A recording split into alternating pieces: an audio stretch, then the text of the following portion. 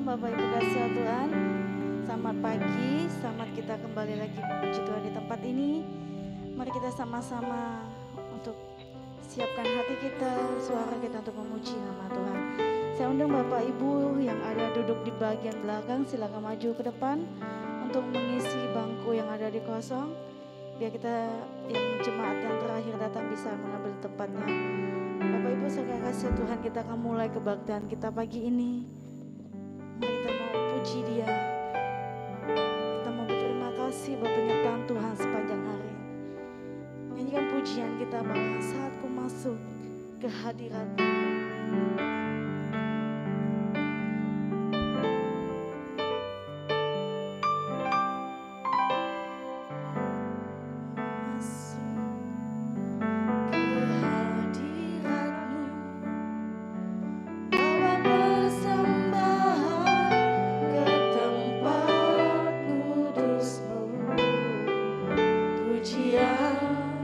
Ku naikkan sembahku.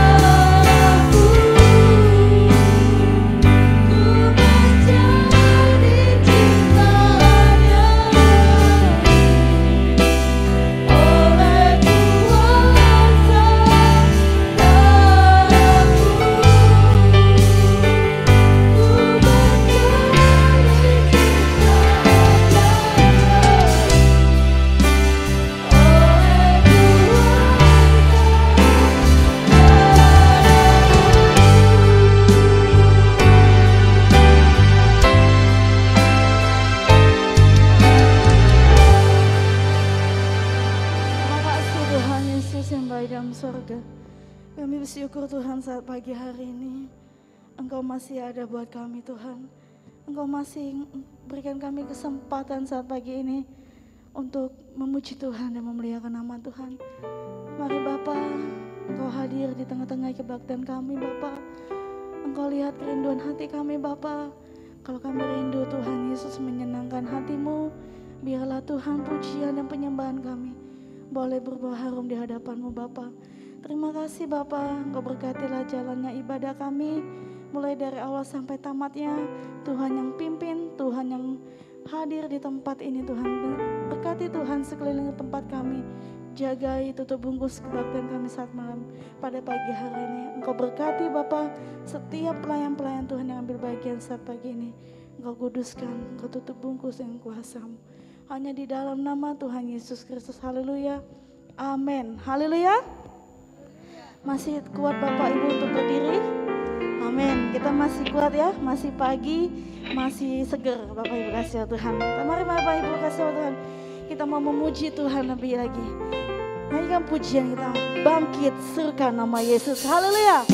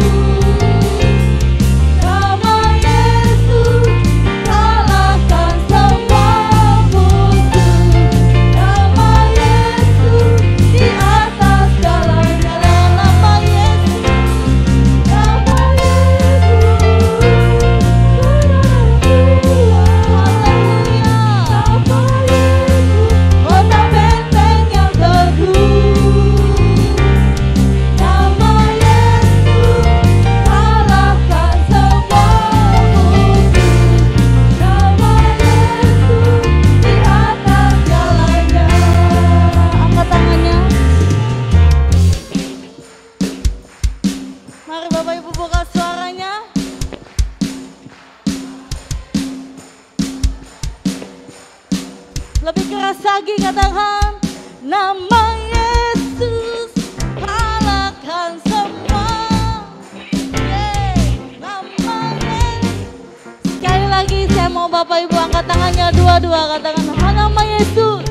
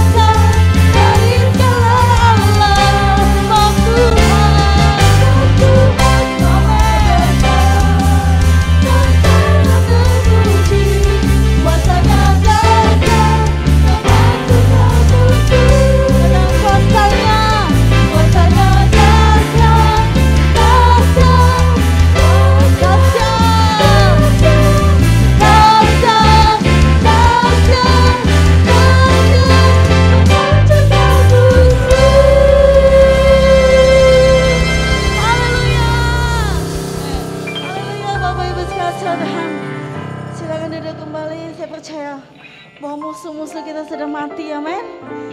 Haleluya. Musuh banyak diistilahkan dalam kehidupan kita, Bapak Ibu. Musuh itu bisa saja sakit penyakit, bisa saja masalah, mungkin jadi orang yang benci sama kita, tapi kita sudah tahu bahwa Yesus bisa menghancurkan musuh, amin. Amin. Kita punya harapan kita pada Tuhan Yesus, karena kita percaya kita masih ada di sini. Itu punya harapan yang besar buat Tuhan Yesus. Bapak Ibu kasih Tuhan, mungkin kemarin kita dikejutkan bahwa BBM kita naik, Bapak Ibu kasih. Tapi Tante Acu bilang sudah banyak itu naik, sudah berapa kali naik, tapi kita bisa lewati semuanya, amin. Dan saya percaya hari ini bahkan ke depannya kita bisa mampu lewati semuanya itu karena kita punya harapan hanya kepada Yesus. Mari kita serahkan hidup kita, mari kita serahkan semua masalah kita hanya untuk tertuju pada nama Yesus. Katakan kasihnya. Kita mau punya harapan hanya pada Yesus. Tidak ada Allah lain yang kita mau sembah. Tidak ada Allah lain yang mau kita puji dan layak kita tinggikan. Haleluya.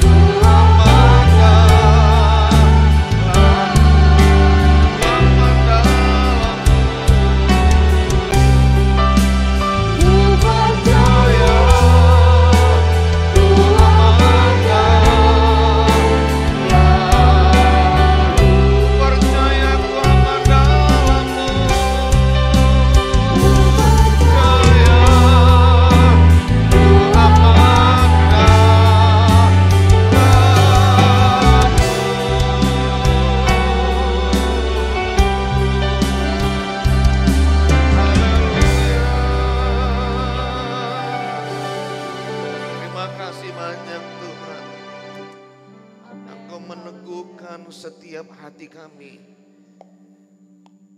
aman di dalam-Mu Tuhan. Maka tuh kami menaruh harapan besar kepadamu. Engkau satu-satunya Allah yang dapat kami andalkan.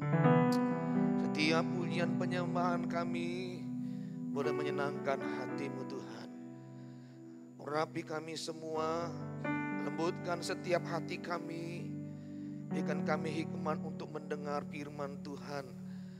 Biar firman Tuhan boleh bertumbuh dan menguatkan setiap kehidupan kami. Tuhan, hamba tidak mampu berbicara. Kau tahu akan keterbatasan dan kekurangan hamba-Mu. Itu sebabnya Roh Kudus tolong hamba-Mu. Urapi hamba-Mu, sanggupkan Tuhan. Biarlah Engkau saja yang ditinggikan dan dipermuliakan dalam ibadah ini. Terima kasih banyak Tuhan. Kami siap mendengarkan firman Tuhan. Dalam nama Tuhan Yesus Kristus. Haleluya. Amin. Jemaat dipersilakan duduk.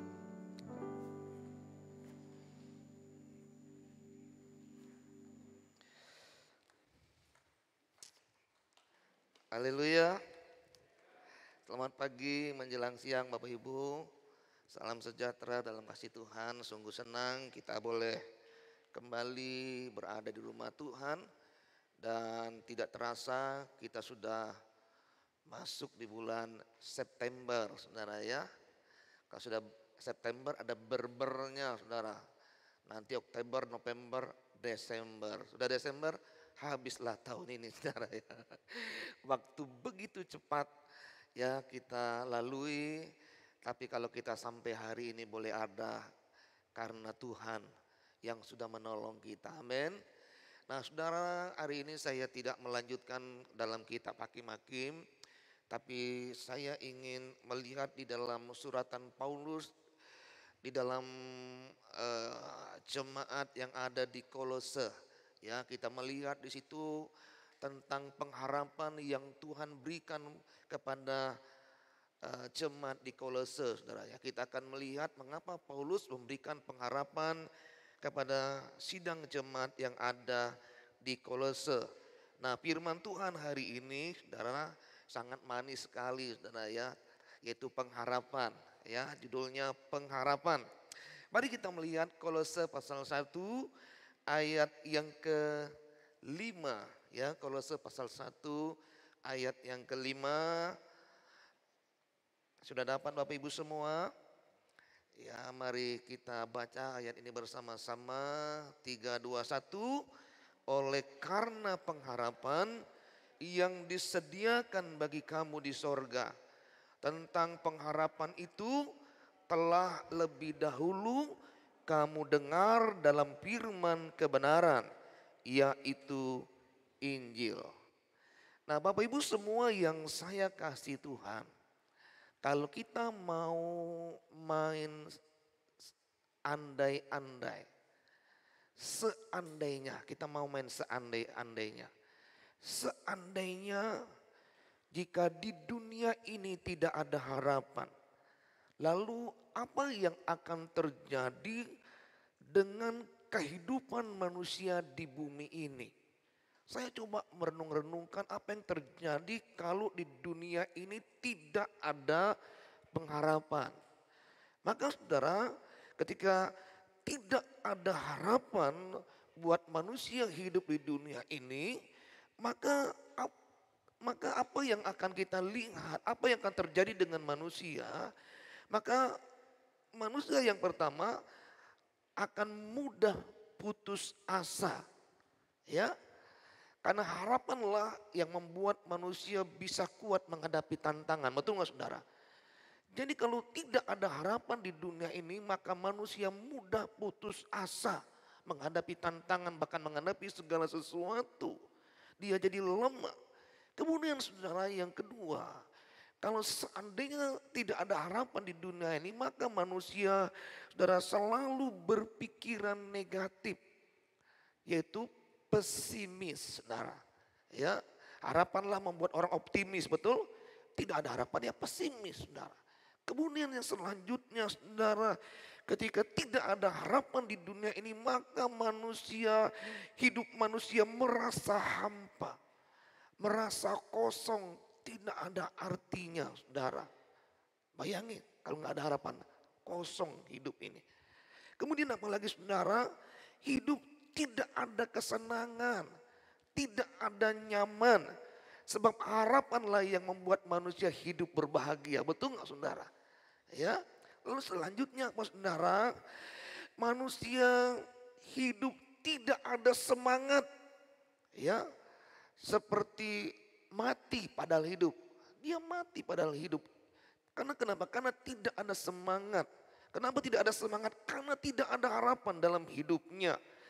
Ya, kemudian apalagi saudara, ketika manusia tidak ada harapan, saudara, maka tidak ada strategi kehidupan untuk mencapai sesuatu. Tidak ada strategi yang dibuat untuk mencapai kesuksesan dalam hidup ini. Ya, namanya tidak ada harapan, saudara.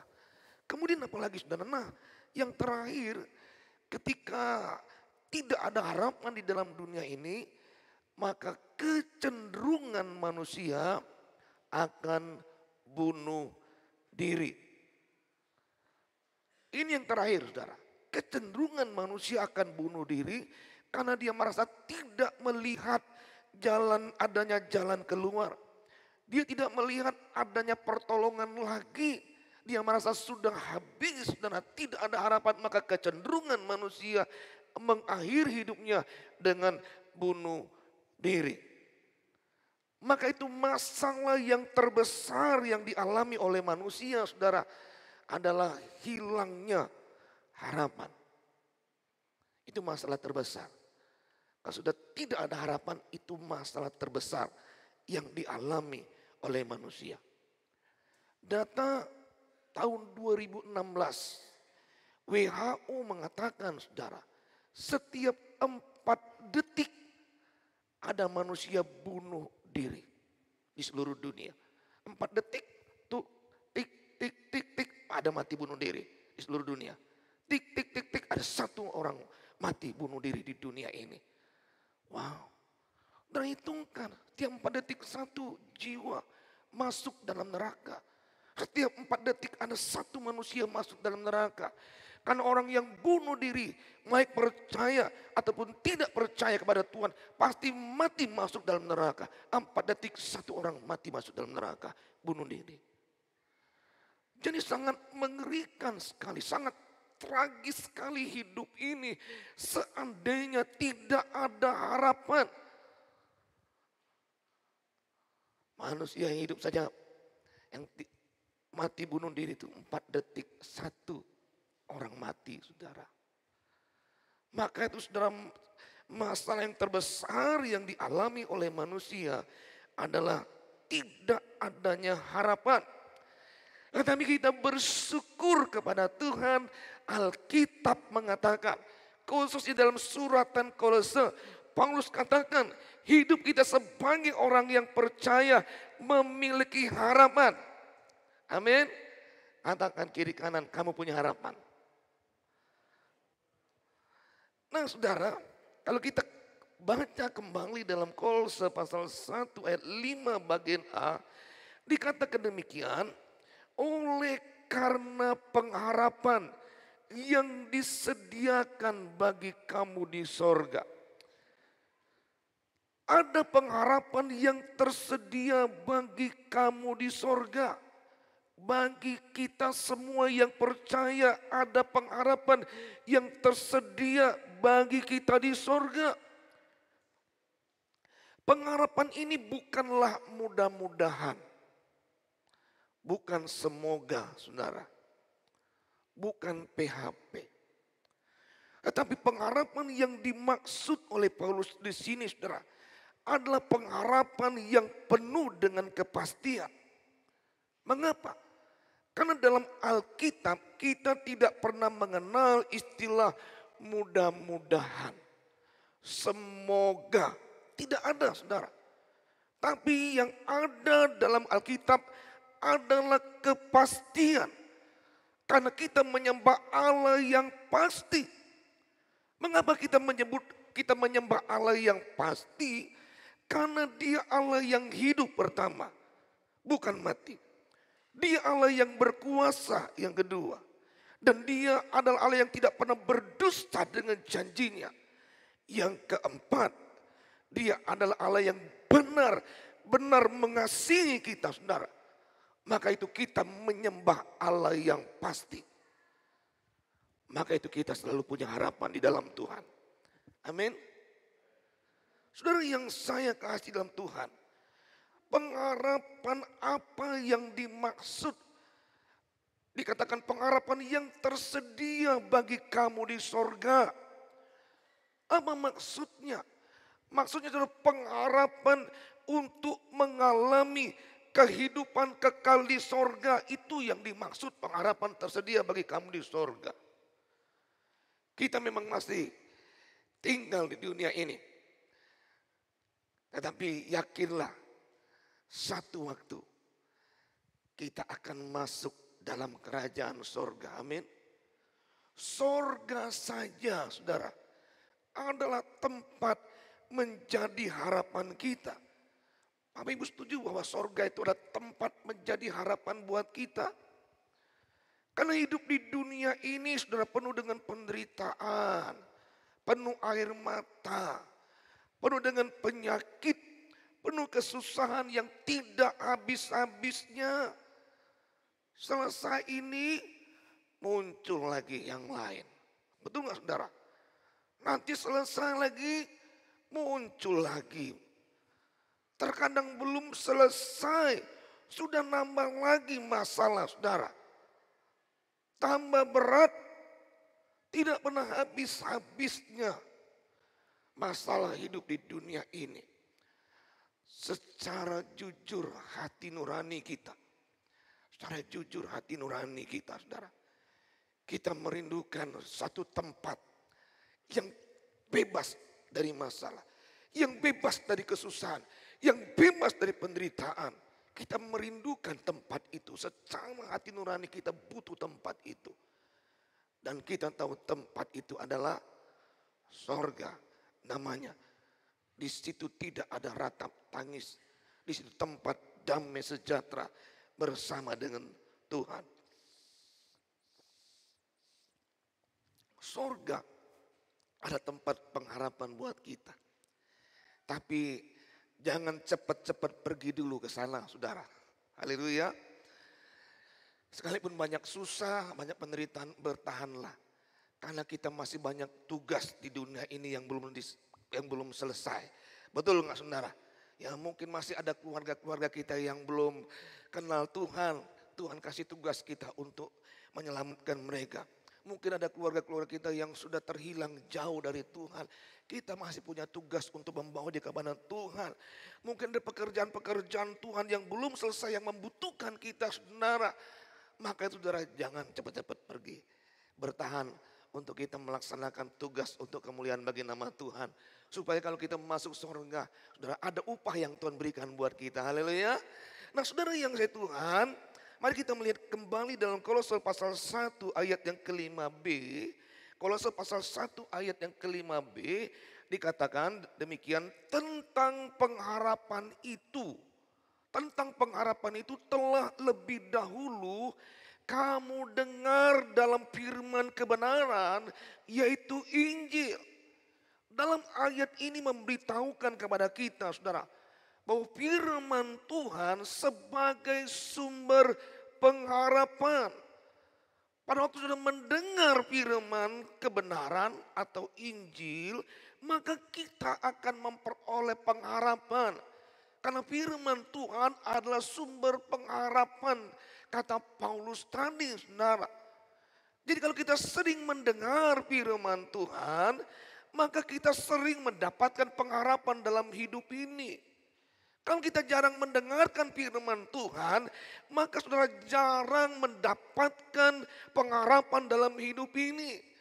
Saudara tidak mendengarkan firman Tuhan, maka saudara tidak akan mendapatkan pengharapan dalam hidup ini. Maka itu saudara, mari kita sering-sering rajin beribadah, setia beribadah kepada Tuhan, baca Alkitab. Supaya hati kita melimpah dalam pengharapan. Amin. Pengharapan itu kan butuh sekali dalam hidup kita saudara. Dan akan kuat kalau saudara punya pengharapan. Ada sebuah tulisan yang mengatakan begini saudara. Salah satu mujizat firman Tuhan adalah kita tidak bisa mengubah isinya. Tapi isi firman Tuhan sanggup mengubah hidup kita. Amin. Saya percaya firman Tuhan sanggup mengubah suasana hati kita. Mungkin hari-hari ini kau sedih. Dengan firman Tuhan sanggup. Firman Tuhan membuat hatimu terhibur. Yang lemah bisa jadi kuat. Yang takut menjadi berani. Putus asa. Punya pengharapan kembali. Itu ada dalam firman Tuhan. Saudara sering dengar apa saudara? Sering dengar apa hari-hari ini? Kalau sering dengar berita televisi jadi lemah kita saudara. Sudah lihat banyak berita. Aduh ya kejahatan. Ya virus lah. Aduh macam-macam saudara. Gempa bumi, kematian dan sebagainya. Begitu banyak yang membuat kita jadi takut. Ya melihat keadaan dunia ini. Tapi kalau kita dengar firman Tuhan, hati kita tenang. Amin. John Sheldon. Ini seorang John Sheldon namanya. Ya, seorang sejarawan dan pejabat hukum di Inggris, saudara. Diakui sebagai orang yang pandai. Kenapa diakui sebagai seorang pandai? Karena dia kutu buku. Dia suka membaca buku. Dia punya perpustakaan pribadi dengan 8.000 buah buku.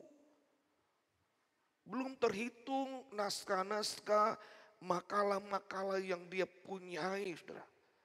Maka itu dia terkenal sebagai orang yang pandai. Karena dia suka membaca buku. 8.000 buku. Saya nggak bisa bayangi sebanyak apa 8.000 buku. Kalau di kamar saya baru 2 lemari buku, saudara. Ya, tapi belum sampai baru ratusan. Tapi John Sheldon 8.000 buku belum terhitung makalah dan naskah. Dia begitu pandai. Tapi ketika ia menghadapi kematian, saudara, menjelang kematian, dia berkata kepada uskup, ya uskup, dia berkata, saya telah mempelajari sebagian besar kepandaian anak-anak manusia. Ruang kerja saya penuh buku-buku, naskah-naskah, makalah-makalah. Tetapi di saat menjelang kematian ini, tidak ada satu bagian pun di semua buku-buku tersebut yang dapat saya ingat untuk saya jadikan pegangan jiwa saya untuk pergi menghadap Tuhan, kecuali di kita ayat-ayat Alkitab yang saya ingat dan saya pegang untuk pergi ke dalam kekekalan. Ada semua pengakuan yang jujur, saudara. Semua ilmu yang didapat di dunia ini tidak akan membawa ketenangan dalam jiwa saudara untuk menjalani hidup ini. Apalagi saat kita mau mati untuk berjalan menuju kekekalan. Semua ilmu yang kita pelajari itu tidak akan membawa ketenangan. Justru ketakutan, saudara. Tapi dengar baik-baik, hanya firman Tuhan yang sanggup memberikan ketentraman kita. Karena firman Tuhan sanggup menuntun kita kepada keselamatan oleh iman kita kepada Yesus. Sehingga ketika kita mati, mau meninggal, saudara, tinggalkan dunia ini. Kita yakin apa yang firman Tuhan katakan. Kita pergi dengan tenang. Dan benar-benar kita pergi dengan tenteram ke sorga. Sesuai dengan tulisan rest in peace. Benar, pergi dengan damai. Bukan bohong-bohongan. Pergi dengan damai. Padahal orangnya pergi tidak damai dalam keadaan takut. Tapi orang Kristen, saudara, yang membaca firman Tuhan, yang setiap beribadah kepada Tuhan, dia akan pergi dengan tenang karena dia pegang firman Tuhan yang sanggup menuntun dia kepada keselamatan. Amin. Bapak, Ibu, Saudara yang saya kasih dalam Tuhan, maka itu jadikan firman Tuhan sebagai pengharapan. Kemudian Saudara, dalam Kolose pasal 1 ayat ke-23 dikatakan di situ, jangan mau digeser dari pengharapan. Jangan mau digeser dari pengharapan Injil. Ya, Kolose 1:23 dikatakan, sebab itu kamu harus bertekun dalam iman, tetap teguh dan tidak bergoncang, dan jangan mau digeser dari pengharapan Injil yang telah kamu dengar dan yang tadi kabarkan di seluruh alam di bawah langit, dan yang aku ini Paulus telah menjadi pelayannya.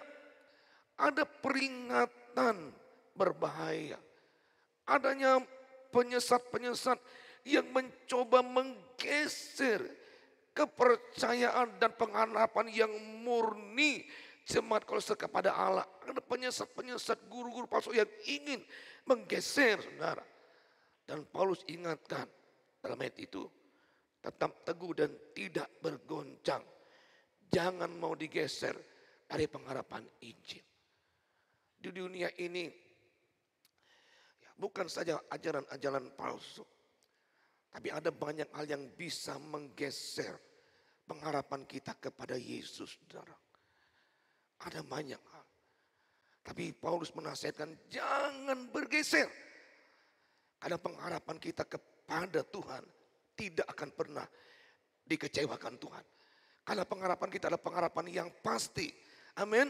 Tetap teguh, tetap beriman, jangan bergeser, Saudara. Nah, kemudian Saudara, kita masuk selanjutnya, mengapa kita punya pengharapan? Mengapa kita punya pengharapan? Maka dalam kitab Kolose ini saya mengambil 2 poin saja, Saudara.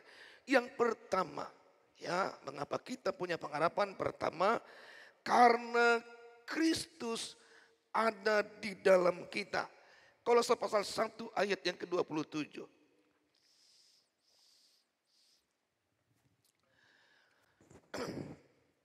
Kepada mereka Allah mau memberitahukan betapa kaya dan mulianya rahasia itu di antara bangsa-bangsa lain. Yaitu, ini perlu garis bawahi, Saudara. Kristus ada di tengah-tengah kamu. Kristus yang adalah pengharapan akan kemuliaan. Dalam bahasa Indonesia masa kini, itu dikatakan bahwa Kristus ada di tengah-tengah kamu. Dikatakan Kristus ada dalam dirimu. Yang berarti kalian akan turut menikmati kebesaran Allah. Maka Saudara, mengapa kita punya pengharapan? Yang pertama, karena Kristus ada di dalam kita, Saudara. Saya percaya ketika Kristus ada di dalam kita, kita punya pengharapan. Bapak Ibu setuju? Kristus ada dalam kita, maka kita punya pengharapan, Saudara. Nah, siapa Kristus yang ada di dalam kita itu dijelaskan dalam ayat-ayat berikutnya. Ternyata Kristus itu sangat-sangat luar biasa, Saudara. Sungguh benar, ketika Kristus itu ada dalam hidup kita, kita pasti punya pengharapan. Kita melihat ayat selanjutnya, Saudara. Ayat yang ke-15. Kolose pasal 1:15. Kita melihat inilah Kristus yang ada di dalam kita. Kolose pasal 1:15 dikatakan ia adalah gambar Allah yang tidak kelihatan. Sampai di situ saja, Saudara. Siapa Kristus yang ada dalam kita, Saudara? Kristus itu adalah gambar Allah yang tidak kelihatan. Kristus itu adalah wujud Allah sendiri. Kristus itu adalah Allah sendiri, maksudnya, Saudara.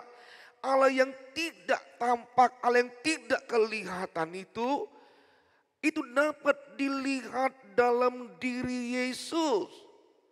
Itu yang dimaksud, ia adalah gambar Allah yang tidak kelihatan. Yesus adalah gambar yang tidak kelihatan, Saudara. Allah itu tidak nampak, tapi bisa nampak di dalam diri Yesus Kristus. Maka itu sudah dalam Yohanes pasal 14 ayat 9. Barang siapa kamu telah melihat aku, kata Yesus, engkau telah melihat Bapa, yaitu Allah. Yesus itu adalah Allah sendiri, saudara. Yang telah datang ke dalam dunia ini menjadi manusia. Saya ada orang-orang yang kenal dengan papa saya, saudara. Ya, bahkan ada keluarga-keluarga saya. Dia bilang begini, aduh, kalau saya melihat mukamu, dia melihat saya, saudara. Kamu ini mirip sekali sama papamu. Mukanya, ya tai lalatnya, aduh kamu sangat mirip sekali dengan papamu. Itu mirip, saudara. Tapi tidak sama. Papa saya, saya. Sekalipun mirip tapi tidak sama. Tapi Yesus dan Bapa itu satu. Bukan mirip. Yesus itu adalah Allah. Allah itu adalah Yesus, saudara. Maka itu kita orang Kristen harus percaya bahwa Yesus itu bukan nabi. Bukan sekedar nabi, tapi dia adalah Allah. Allah yang tidak kelihatan, menampakkan diri, mewujudkan dirinya di dalam diri Yesus Kristus. Maka itu yang ada di dalam kita itu adalah Allah, saudara. Maka itu kita punya pengharapan. Jadi apa yang dikerjakan Yesus itu adalah pekerjaan Allah sendiri. Apa yang diajarkan Yesus itu adalah yang diajarkan Allah sendiri.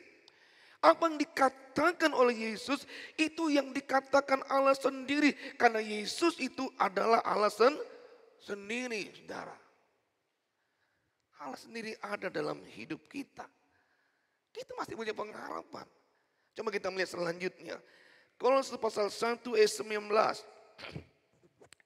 Kolose pasal 1 ayat 19. Kita melihat seluruh diri Allah ada dalam Yesus. Ya. Karena seluruh kepenuhan Allah berkenan diam di dalam Dia. Artinya saudara, seluruh diri Allah itu ada di dalam Yesus Kristus. Jadi segala sesuatu yang terdapat pada Allah itu terdapat pada Yesus.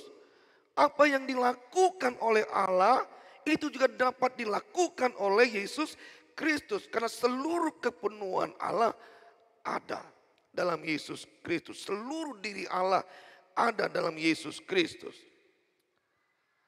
Jadi Yesus itu adalah Allah. Diam dalam kita, saudara. Kemudian kita melihat Kolose pasal 1 ayat 16. Yesus itu pencipta. Kolose pasal 1 ayat 16. Karena di dalam Dialah, dalam Yesus telah maksudnya, telah diciptakan segala sesuatu yang ada di sorga dan yang ada di bumi, yang kelihatan dan yang tidak kelihatan, baik singgasana maupun kerajaan, baik pemerintah maupun penguasa, segala sesuatu diciptakan oleh Dia, oleh Yesus untuk Dia. Siapa yang ada dalam diri kita tadi adalah Allah. Yang kedua, yang ada dalam kita itu adalah Yesus sebagai pencipta. Namanya pencipta itu mengadakan dari tidak ada menjadi ada, saudara. Yesus tidak diciptakan, tapi justru Dia pencipta segala sesuatu. Jadi kita adalah ciptaannya, saudara. Baik yang di sorga, baik yang di bumi, Yesus yang menciptakan. Baik yang kelihatan dan yang tidak kelihatan, Yesus yang ciptakan. Yang tidak kelihatan itu apa, saudara? Malaikat-malaikat. Apa lagi? Sorga. Kan gak kelihatan. Belum. Neraka juga gak kelihatan. Roh manusia gak kelihatan. Itu Yesus yang ciptakan, saudara.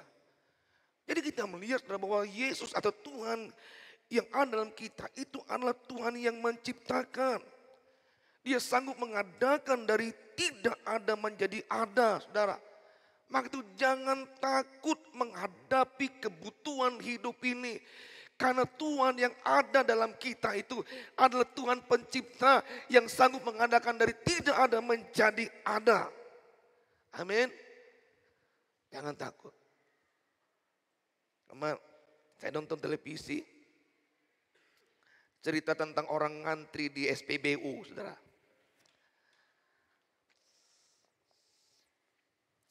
Panjang sekali ngantri, saudara ya. Karena mereka tahu, saudara, bakal BBM mau naik ini. Nah ternyata saudara kemarin itu setelah diumumkan mereka kaget. Biasanya pengumuman naik itu kan di malam hari. Mereka kaget tidak pernah menyangka di jam 14.30, jadi siang menjelang sore. Itu diumumkan. Mereka sedang ngantri. Mereka tahunya malam diumumkan. Pas ngantri, pas sampai di mesin SPBU ngisi, harganya sudah naik, saudara. Mereka kecewa sekali, saudara. Sudah lama ngantri, pas sampai di sini harganya sudah berubah, sudah naik. Kecewa, saudara mereka. Mereka kaget, biasanya malam hari dia bilang. Saudara yang saya kasih dalam nama Tuhan, BBM, kalau kita melihat BBM mau naik aja, barang-barang sudah naik dulu harga-harganya. 2 hari yang lalu saya masuk di Alfamart, kan sudah tahu bakal naik. Saya masuk di Alfamart, saya lihat pegawai-pegawai lagi mencabutin harga-harga, saudara. Duduk ngepor di lantai, barang-barang dicabutin harganya, saudara. Wah ini pasti dirubah harganya, masih naik. Saya lihat, enggak jadi ah. Saya pergi ke toko Alfamart yang lain, sama lagi nyambut-nyambutin, saudara. Nah saya bilang, ini belum naik aja BBM, mereka sudah naikin harga-harganya, saudara. Bagaimana sikap kita sebagai orang Kristen? Sebelum pandemi, ada sebuah istilah yang boleh menguatkan kita. BBM boleh naik, tapi jangan lupa BBM itu adalah berkat Bapa melimpah. Haleluya. BBM boleh naik, tapi kita punya iman. BBM itu berkat Bapa melimpah. Itu zamannya sebelum pandemi, saudara. Sekarang di zamannya pandemi, yang membuat semakin sulitnya kehidupan, keuangan, berapa banyak orang menjerit, saudara. Dan kehidupan hari-hari ini naik BBM. Masihkah kau sanggup berkata dengan iman BBM naik? Saya percaya berkat Bapa melimpah. Masih sanggup, saudara? Berat berat. Kalau dulu bolehlah sebelum pandemi, ini pandemi. Sulit dengan iman mengatakan berkat Bapa melimpah. Kami dengar baik-baik, saudara. Bahwa Allah yang ada dalam kita itu adalah Allah yang pencipta. Dia sanggup mengadakan dari tidak ada menjadi Allah. Dia berkuasa di atas segala musim hidupmu. Asal engkau percaya kepada Tuhan, tetap taat, tetap berusaha bekerja dengan keras, Allah masih sanggup mencukupkan setiap kebutuhan keperluan hidup kita. Amin. Di padang gurun 3 juta bangsa Israel. Padang gurun, gak ada toko, gak ada warung, gak ada pemasukan, saudara. Selama 40 tahun orang Israel tidak pernah kekurangan. Mereka diberi makan oleh Tuhan. Pakaian pun tidak pernah rusak selama 40 tahun. Kasut pun tidak pernah rusak. Allah sanggup memelihara umat-umatnya ketika Tuhan bersama dengan umat-umatnya. Amin. Dia ada di dalam kita, saudara. Ayo lakukan hidupmu. Setia, taat, bekerja dengan keras. Percaya Tuhan tetap pelihara kita. Amin. Kolose pasal 1 ayat 17, coba kita melihat Kolose pasal 1 ayat 17, kita melihat siapa yang ada dalam kita. Dia adalah Yesus Alfa Omega. 17, ia ada terlebih dahulu dari segala sesuatu dan segala sesuatu ada di dalam dia. Kita kenal istilah Alfa dan Omega. Itu huruf pertama dan huruf terakhir dalam abjad bahasa Yunani. Allah Alfa Omega itu adalah Allah yang tidak berawal dan Allah yang tidak berakhir. Artinya dia berdaulat di segala zaman. Baik zaman dulu maupun sekarang maupun yang akan datang. Tuhan kita tetap Tuhan yang berdaulat.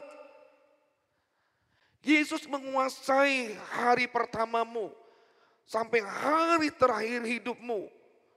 Yesus berkuasa atas hidupmu manakala Yesus berada dalam hidup kita.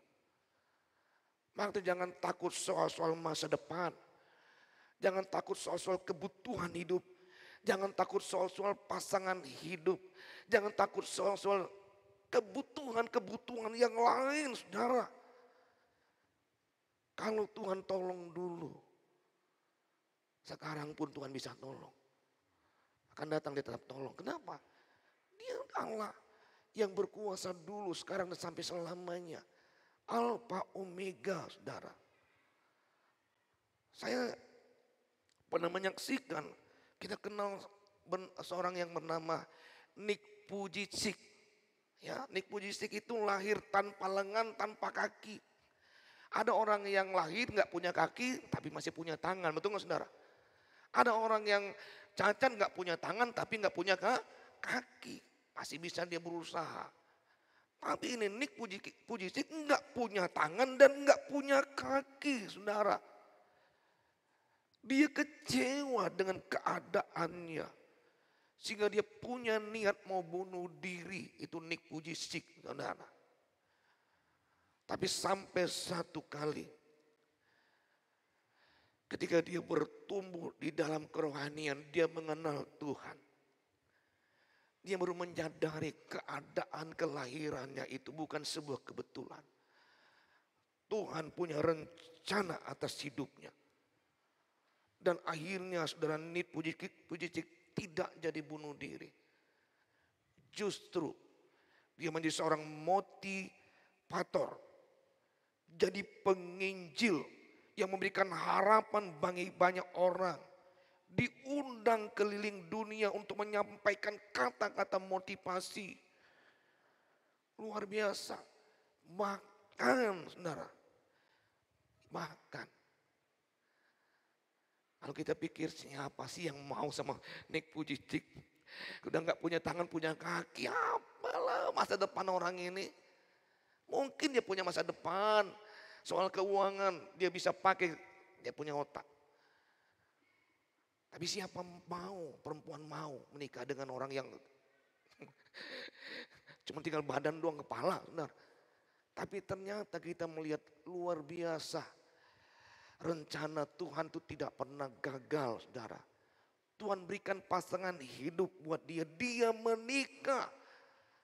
Dan menikah dengan pasangan hidup yang normal, saudara. Bukan yang cacat sama cacat, tidak, yang normal. Bahkan dikaruniai 4 anak yang sehat dan sempurna. Itu menunjukkan bahwa Tuhan kita adalah Tuhan berkuasa atas setiap situasi dan keadaan. Rencana Tuhan tidak pernah gagal. Maka saudara, Tuhan yang ada dalam kita itu adalah Tuhan yang sanggup memberikan masa depan yang terbaik buat kita. Amin. Saudara, itu yang kenapa kita punya pengharapan. Karena Kristus ada dalam kita. Dan Kristus itu dijelaskan dia adalah Allah sendiri. Dia adalah Allah Alfa Omega, saudara. Ya, dia adalah Allah yang pencipta, sanggup mengadakan tidak ada menjadi ada. Itulah Allah di dalam kita. Jaga baik-baik Tuhan dalam hidup kita. Jangan kecewakan dia, amin. Dia pengharapan dalam hidup kita. Yang kedua, saudara, kenapa kita punya pengharapan? Yang kedua, karena kita sudah diperdamaikan dengan Allah. Kita melihat Kolose pasal 1 ayat 20 sampai 22. Kolose pasal 1 ayat 20 sampai 22. Cepat saja saudara ya. Dan oleh Dialah ia memperdamaikan segala sesuatu dengan dirinya, baik yang di bumi maupun yang ada di sorga. Sesudah Yesus mengadakan pendamaian oleh darah salib Kristus. Ayat 21. Juga kamu yang dahulu hidup jauh dari Allah dan yang perhatikan kalimat ini, dan yang memusuhi Yesus dalam hati dan pikiran seperti yang nyata dari perbuatanmu yang jahat. Ayat 22. Sekarang diperdamaikannya di dalam tubuh jasmani Kristus oleh kematiannya, untuk menempatkan kamu kudus dan tak bercela dan tak bercacat di hadapannya.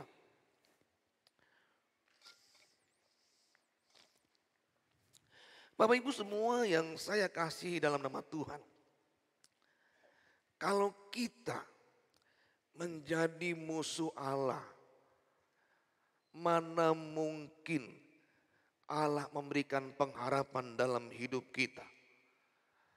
Justru penghukuman yang akan diberikan Tuhan kepada kita, bukan pengharapan. Kenapa? Karena kita menjadi musuhnya Allah.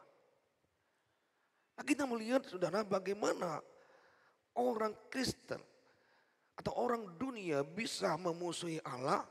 Dikatakan dalam ayat itu, oleh perbuatan jahatlah, perbuatan dosalah yang menjadikan manusia memusuhi Allah. Ya, dalam ayat 21 dikatakan memusuhinya dalam hati dan pikiran, seperti yang nyata dari perbuatanmu yang jahat. Perbuatan jahat itu menjadikan kita memusuhi Allah, saudara. Dan manusia berdosa tidak sanggup mendamaikan dirinya sendiri dengan Allah. Perbuatan baik apapun tidak bisa mendamaikan dirinya dengan Allah. Usaha apapun tidak bisa dilakukan untuk mendamaikan dirinya dengan Allah. Karena manusia itu berdosa dan penuh kekurangan. Manusia apapun yang dikerjakan, mau bikin amal dan sebagainya pun tidak bisa mendamaikan dirinya dengan Allah. Karena dosa dan kesalahannya. Sehingga manusia tidak mungkin dapat menyelamatkan dirinya dari hukuman Allah. Tapi dengan baik-baik, tetapi kita bersyukur. Ada satu pribadi yang dapat memenuhi syarat untuk mendamaikan kita dengan Allah. Siapa itu namanya? Itulah Yesus Kristus. Dia Allah sendiri yang tidak berdosa. Maka itu dia dapat dikatakan, dapat memenuhi syarat untuk mendamaikan kita dengan Allah. Sehingga dikatakan ia mengadakan pendamaian oleh darah salib Kristus. Kemudian apalagi sudah diperdamaikannya di dalam tubuh jasmani Kristus oleh kematiannya. Jadi lewat darah Yesus, lewat kematian Yesus, saudara, kita bisa diperdamaikan dengan Allah. Sehingga ketika kita diperdamaikan dengan Allah, kita diampuni segala dosa kesalahan kita. Lalu dikatakan dia menempatkan kita menjadi jemaat apa saudara? Menjadi jemaat yang kudus dan tak bercela dan tak bercacat di hadapannya. Karena diperdamaikan, diampuni, Tuhan tempatkan menjadi jemaat yang kudus, tak bercacat dan tak bercela di hadapannya. Tapi saudara harus jaga kekudusan itu dalam hidup saudara. Kita harus hidup benar, saudara. Hargai pengorbanan Tuhan. Dia sudah mati menempatkan saudara luar biasa, kudus, tak bercacat, tak bercela. Jangan sampai kita membuat, memusuhi Allah lagi dengan perbuatan-perbuatan jahat kita dan perbuatan-perbuatan dosa kita, saudara. Amin. Karena Tuhan adalah pengharapan kita. Biarkan Dia tinggal dalam hidup kita. Dunia boleh berubah, dunia boleh bergoncang. Orang berkata gak mungkin ada harapan, aduh gak mungkin. Tapi kita percaya ketika Tuhan ada dalam kita. Dia pencipta, saudara. Dia Alfa Omega. Dia adalah Tuhan sendiri. Tidak ada yang mustahil. Tuhan tetap memberikan masa depan yang terbaik buat kita. Amin. Kita sudah diperdamaikan, saudara. Yuk jaga kehidupan kita di mata Tuhan. Saya undang pemain musik male singer, saudara ya. Kita nyanyikan sebuah pujian yang berkata cintanya dan kasihnya lebih dari segala yang ada. Haleluya. Mari kita semua bangkit berdiri, saudara. Selagi saudara Roh Kudus atau Allah yang ada dalam kita itu adalah Allah yang luar biasa. Ya, Dialah menjadi pengharapan buat kita. Izinkan Dia terus memimpin hidup kita. Mari kita belajar taat, setia, menyerah hidup kita kepada Dia, saudara. Saudara akan melihat akan ada pertolongan-pertolongan Tuhan yang luar biasa. Cintanya dan kasihnya lebih dari segala yang ada. Putranya dikorbankan demi seluruh manusia. Haleluya.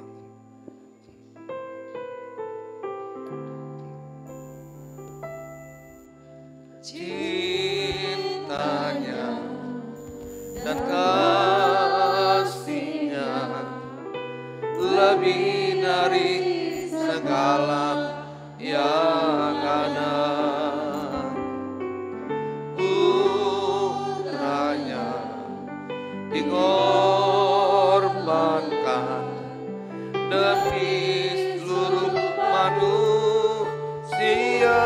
Cintanya dan kasihnya, cintanya dan kasihnya lebih dari segala yang ada. Putranya dikorbankan demi seluruh manusia. Darahnya, darah domba Allah tercurah di Kalvari. Darahnya, darahnya hapuskan darah domba Allah.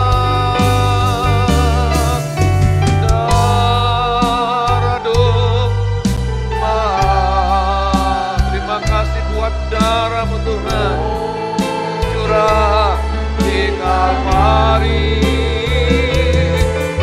Darahnya, darahnya hapuskan dosaku. Saudara yang saya kasih dalam nama Tuhan,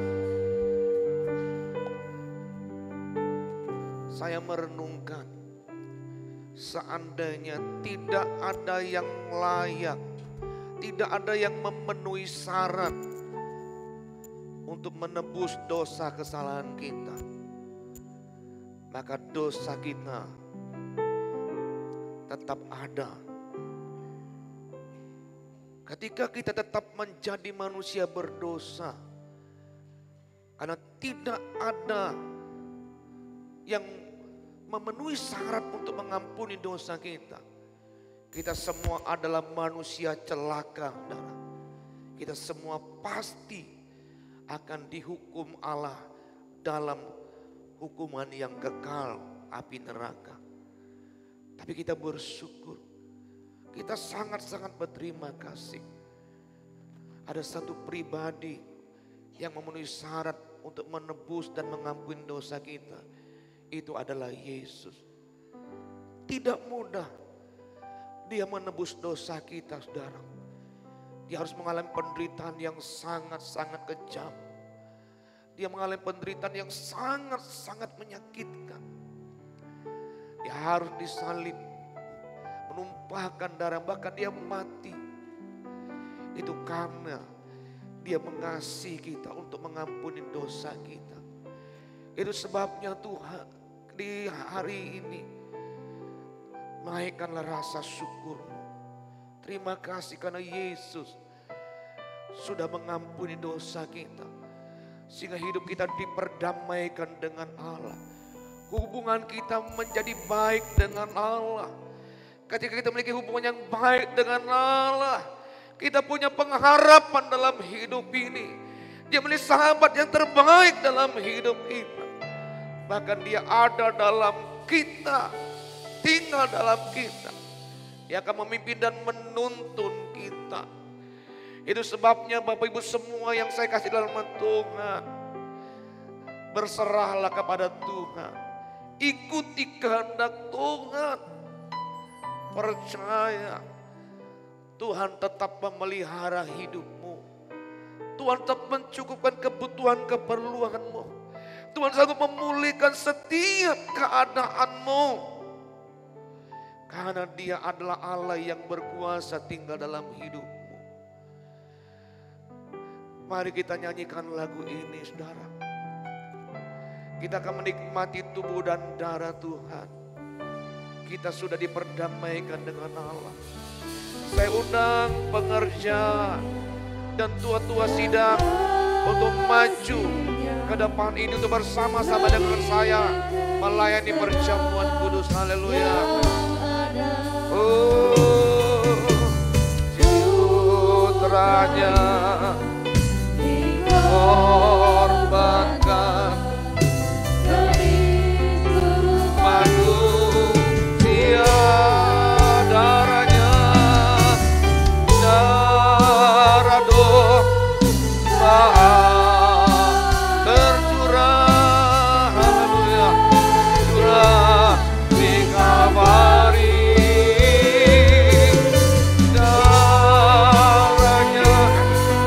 Darahnya hapuskan dosaku. Haleluya. Kami bersyukur Tuhan, di dalam Engkau kami punya pengharapan. Dan pengharapan kami adalah pengharapan yang pasti.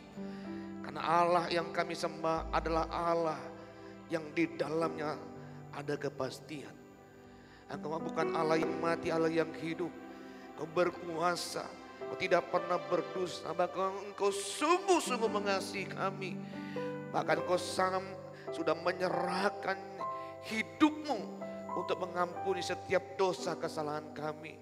Itu sebabnya Tuhan, dengan iman kami berkata bahwa pengharapan kami adalah pengharapan yang pasti, yang tidak akan Engkau kecewakan.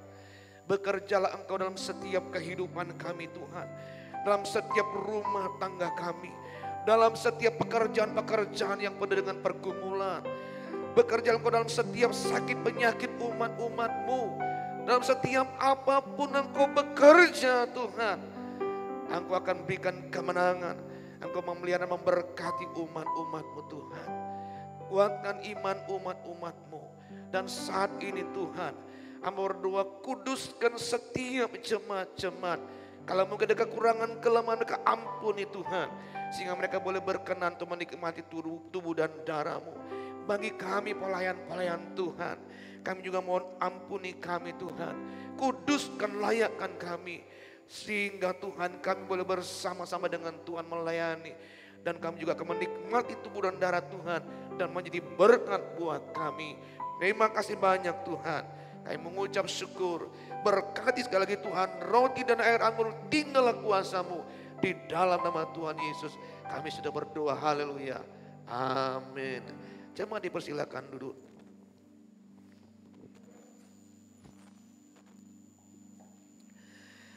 Kemudian Tuhan Yesus mengambil roti itu. Telah diucapkannya syukur. Lalu dipecah-pecahkannya sambil berkata, makanlah, sebab ini adalah tubuhku yang kuserahkan bagi kalian semua. perbuatlah ini menjadi peringatan akan aku. Kemudian Tuhan Yesus mengambil cawan anggur. Setelah diucapkannya syukur, berkatalah ia, minumlah, sebab ini adalah darahku yang kutumpahkan bagi kalian semua. Perbuatlah ini menjadi peringatan akan aku. Darahnya.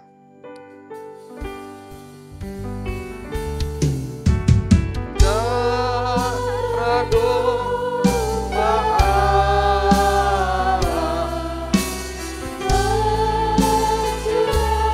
di Kalvari.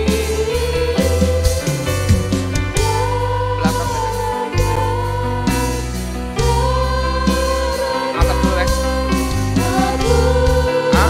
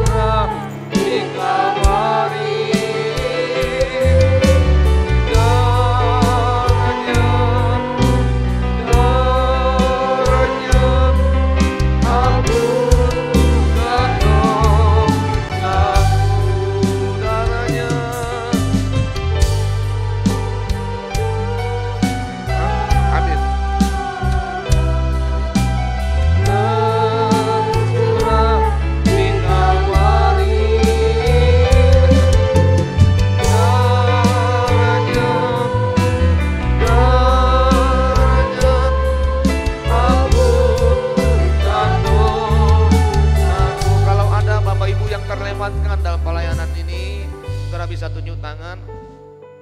Semua sudah dapat. Mari kita semua bangkit berdiri. Darahnya.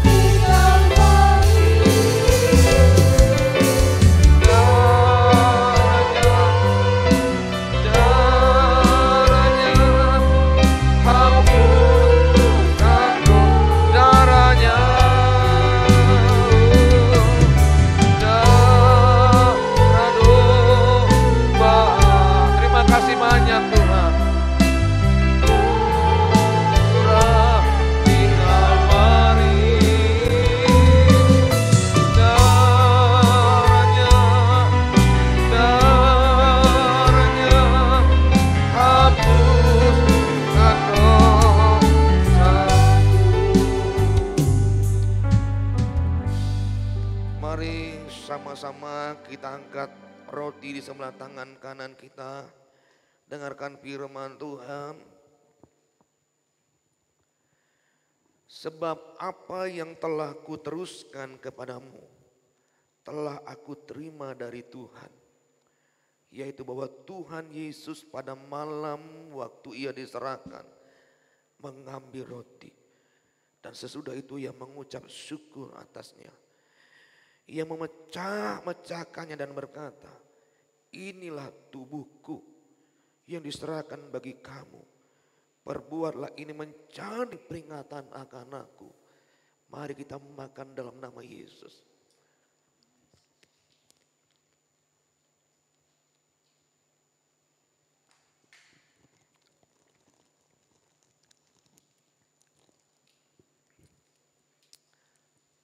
Mari kita angkat cawan anggur. sebelah kanan kita. Demikian juga ia mengambil cawan sesudah makan. Lalu berkata, cawan ini adalah perjanjian baru yang dimeteraikan oleh darahku. Perbuatlah ini setiap kali kamu meminumnya menjadi peringatan akan aku. Mari kita minum dalam nama Yesus. Mari kita bersyukur. Terima kasih banyak Tuhan.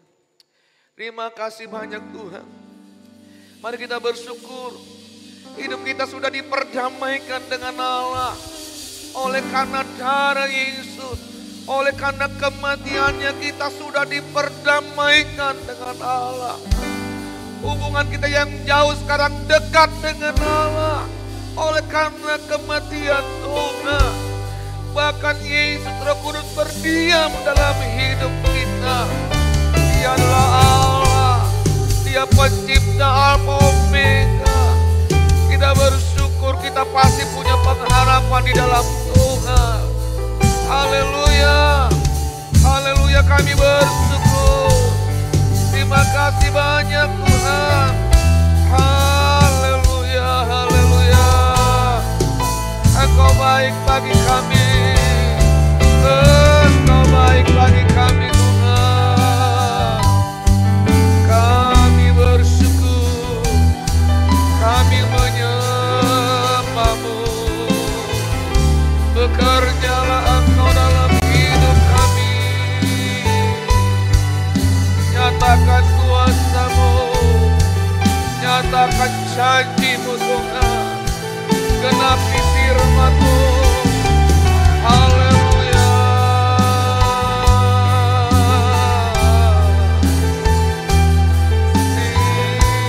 Terima kasih Tuhan.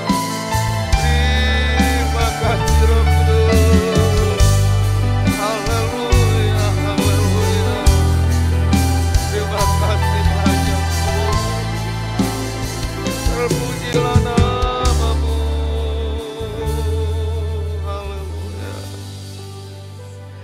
Kami tidak bisa membalas anugerah-Mu begitu besar dalam hidup kami Tuhan. Siapakah kami ini Tuhan? Tapi Engkau mau berdiam dalam hidup kami. Siapakah kami ini Tuhan? Sampai Engkau mau mati untuk menebus hidup kami.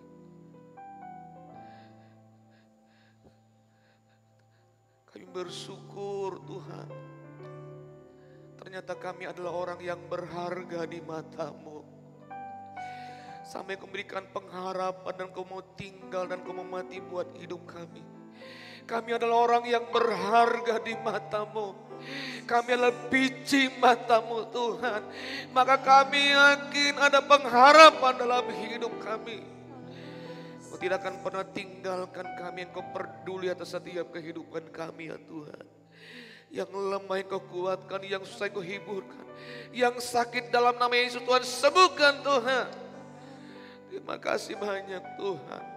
Tuhan tolong terus Bapak Ping-Ping, Bapak Charles. Pulihkan, sehatkan Mama Willy, camat terus kakinya di dalam nama Yesus.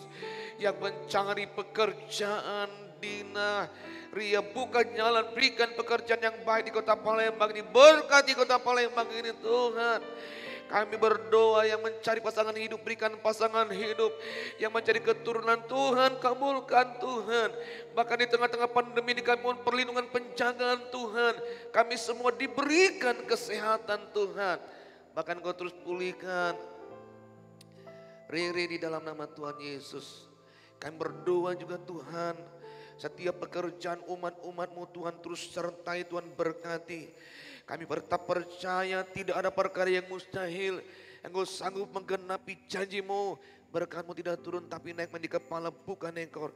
Engkau yang berdaulat di atas segala-galanya Tuhan. Terima kasih banyak Bapak, berkati sekali lagi Tuhan. Jemaat-jemaat-Mu, setiap orang-orang tua yang ada di jemaat di Lebong Siarang ini. Berikan umur yang panjang. Tuhan berikan kesehatan yang baru, kekuatan yang baru, penghiburan yang baru. Engkau terus tolong orang-orang tua yang membutuhkan pemulihan, pulihkan. Butuh kekuatan, berikan kekuatan. Yang membutuhkan kesembuhan, sembuhkan. Yang membutuhkan mujizat, Tuhan berikan mujizat Tuhan. Terima kasih banyak Tuhan, apa yang dibuat oleh umat-umat-Mu sehingga ibadah ini boleh berlangsung dengan baik. Tuhan balas, Tuhan memberkati. Mereka korbankan persembahan keuangan milik Tuhan. Kembalikan segala berkat-Mu berlipat kali ganda. Jemaat-jemaat yang tidak bisa hadir, Tuhan tolong mereka semua. Ya Tuhan, kami juga berdoa buat anak ibu daripada Ibu Boni dan juga mamanya yang kurang sehat. Kami berdoa di dalam nama Tuhan Yesus, letakkan tangan-Mu, jamah, pulihkan, sehatkan. Minggu depan mereka boleh bersama-sama memuji, memuliakan Engkau. Kami akhiri ibadah ini di dalam nama Tuhan Yesus Kristus. Bapak Ibu semua yang saya kasih dalam nama Tuhan, terimalah segala berkat dari Allah Bapa, serta cinta kasih dari putranya yang tunggal, dan persekutuan dari Allah Roh Kudus boleh menyertai kita mulai saat siang hari ini sampai Tuhan Yesus datang kali kedua menjemput kita semuanya. Dalam nama Tuhan Yesus Kristus kita terima berkat Tuhan ini. Yang percaya katakan amin. Selamat siang, Tuhan memberkati kita semua.